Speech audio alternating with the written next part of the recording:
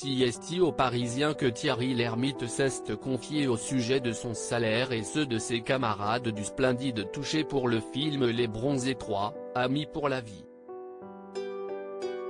Si les rumeurs disaient que l'acteur avait été payé pas moins de 3 millions d'euros pour participer à ce troisième opus tant attendu, le premier concerné a rapidement démenti: on n'a pas gagné 3 millions d'euros. On a touché 1 million d'euros chacun pour la reconduction de nos droits d'auteur.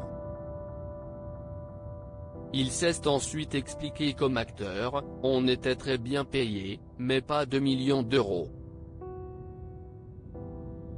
Ce qui est sûr, CST qu'on s'est rattrapé du peu qu'on avait touché pour les deux premiers bronzés, 15 000 francs chacun, hors droit d'auteur, note de la rédaction, a-t-il conclu, amusé. Les acteurs du Splendide ont touché 1 million d'euros chacun pour les Bronzés 3. Si la suite des aventures des Bronzés a été vivement critiquée par la presse et les fans de par son manque de qualité, les comédiens principaux ont tout de même été vivement payés, comme l'a ainsi confirmé Thierry Lhermitte lors de son interview aux Parisiens. 10 millions de spectateurs s'étaient par ailleurs rendus en salle pour découvrir ce troisième volet tant attendu, il y a 14 ans de ça.